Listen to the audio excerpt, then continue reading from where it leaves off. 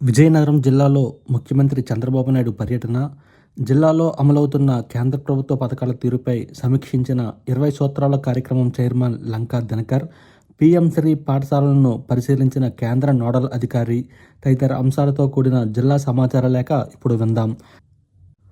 పేదలకు ఆసరా ఉండాలనే సంక్షేమ పథకాలను అమలు చేస్తున్నామని రాష్ట్ర ముఖ్యమంత్రి చంద్రబాబు నాయుడు అన్నారు. ప్రతి నెల 1వ తేదీనే ఎన్టీఆర్ భరోసా పెన్షన్లను అందిస్తున్నామని చెప్పారు. ఇందుకోసం 67 లక్షల మందికి ఏడాదికి 33,000 కోట్ల రూపాయలను వ్యయం చేస్తున్నట్లు వివరించారు. విజయనగరం జిల్లా చీపురుపల్లి నియోజకవర్గంలో పర్యటించిన ఆయన పేదలకు సేవలో పథకంలో భాగంగా లబ్ధిదారులకు పింఛన్లు అందజేశారు. వారితో ముఖాముఖి మాట్లాడారు. చీపురుపల్లిలోని సామాజిక ఆరోగ్య కేంద్రంలో రాష్ట్ర వ్యాప్తంగా 14 ఏళ్ల వయస్సు బాలికలకు అందించే హెచ్పివి వ్యాక్సినేషన్ కార్యక్రమాన్ని ప్రారంభించారు. ఈ సందర్భంగా విద్యార్థినులతో చంద్రబాబు కాసేపు ముచ్చటించారు. ప్రధానమంత్రి నరేంద్ర మోదీ చేపట్టిన వికసిత్ భారత్ సంకల్పంలో భాగంగా రాష్ట్ర ముఖ్యమంత్రి చంద్రబాబు నాయుడు నిర్దేశించిన స్వర్ణాంధ్ర లక్ష్యాలను సాధించేందుకు కృషి చేద్దామని 20 సూత్రాల కార్యక్రమం చైర్మన్ లంకా దినకర్ పిలుపునిచ్చారు. దీనికోసం ప్రజాప్రతినిధులు, అధికారులు పరస్పరం సమన్వయంతో పనిచేయాలని కోరారు. జిల్లా పర్యటనలో భాగంగా రాష్ట్ర ఎంఎస్ఎంఈ సెర్ప్ ఎన్ఆర్ఐ సాధికారత సంబంధాల శాఖ మంత్రి కొండపల్లి శ్రీనివాస్, కలెక్టర్ ఎస్ రామసుందర్ రెడ్డిలతో కలిసి వివిధ కేంద్ర ప్రభుత్వ పథకాల అమలుపై ఆయన కలెక్టరేట్లో సంబంధిత శాఖల అధికారులతో సమీక్షించారు. విబిజిఆర్ఏఎంజీ, విద్య, వైద్యం, Jal Jeevan machine, Amrit, PM Surya Ghar, PM Kusum తదితర కేంద్ర ప్రభుత్వ పథకాలపై చర్చించారు. కేంద్ర ప్రభుత్వ పథకాలను ప్రజలకు మరింత చేరువ చేయాలని, వీటిపై విస్తృత అవగాహన కల్పించాలని సూచించారు. జిల్లాలోని గ్రామ పంచాయతీలలో 100% పన్నులు వసూలు కావాలని పంచాయతీరాజ్ గ్రామీణాభివృద్ధి శాఖ కమిషనర్ విఆర్ కృష్ణతేజ ఆదేశించారు. జిల్లా పర్యటనకు వచ్చిన ఆయన పన్నుల వసూళ్లు, గ్రామ పంచాయతీలలో పారిశుధ్యం, ఇంటింటి చెత్త సేకరణ, ఐవీఆర్ఎస్ కాల్స్ ద్వారా ప్రజల నుంచి సానుకూల అభిప్రాయం తదితర విషయాలపై సమీక్షించారు. పారిశుధ్య నిర్వహణలో భాగంగా ఇంటింటికి వెళ్లి చెత్త సేకరణ, స్వచ్ఛ భారత్ మిషన్, స్వచ్ఛరథం కార్యక్రమాలను పక్కాగా అమలు చేయాలని ఆదేశించారు. ఈ సందర్భంగా జిల్లాలో 100% పన్నులు వసూలు చేసిన పంచాయతీ కార్యదర్శులకు, డిప్యూటీ మండల పరిషత్ అభివృద్ధి అధికారులకు ప్రశంసా పత్రాలు అందజేశారు. విజయనగరం జిల్లాలో 122 కొత్తగా పోలింగ్ స్టేషన్లను అధికారులు ప్రతిపాదన చేశారు.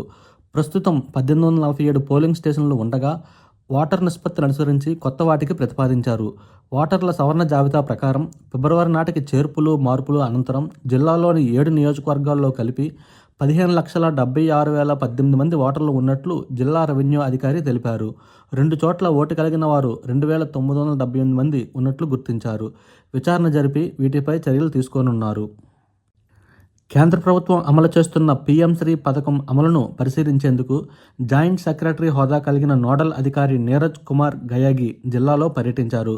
విజయనగరం జిల్లాకు కేంద్ర నోడల్ అధికారిగా నియమితులైన ఆయన 37 పీఎం శ్రీ పాఠశాలల్లో పథకం అమలు తీరును పరిశీలించారు.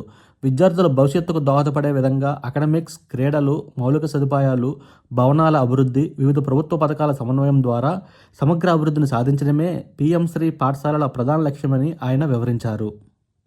జిల్లాలో బోధ వ్యాధిని సమూలంగా నిరోధించాలని కేంద్ర ఆరోగ్య కుటుంబ సంక్షేమ శాఖ మంత్రి జేపీ నడ్డా తెలిపారు. జిల్లాలోని గొర్ల మండలాన్ని బోధ వ్యాధి లేని మండలంగా ఎంపిక చేసి ప్రత్యేక క్యాంపెయిన్ నిర్వహించాలని చెప్పారు. జిల్లా అధికారులతో వీడియో కాన్ఫరెన్స్ ద్వారా మాట్లాడిన కేంద్ర మంత్రి ఎంపిక చేసిన ప్రాంతంలో డీఏసీ, ఆల్బెండజోల్ మాత్రలు ఇంటింటికి పంపిణీ చేయాలని తెలిపారు. నీతి ఆయోగ్, కేంద్ర ప్రభుత్వం సంయుక్తంగా చేపట్టిన city regions use growth hub ప్రాజెక్టులో భాగంగా విజయనగరం జిల్లాను అభివృద్ధి పదంలో నడిపించేందుకు జిల్లా యంత్రాంగం సిద్ధమైందని కలెక్టర్ ఎస్ రామసుందర్ రెడ్డి తెలిపారు.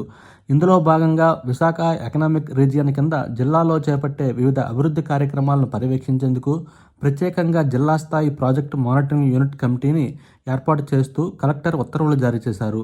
విశాఖపట్నం సిటీ రీజియన్కు ఒక ప్రధాన ఆర్థిక మండలంగా మార్చే క్రమంలో అందులోని 8 జిల్లాల్లో ఒకటైన విజయనగరంలో పారిశ్రామిక మౌలిక సదుపాయాల కల్పనకు ప్రాధాన్యత ఇవ్వనున్నారు.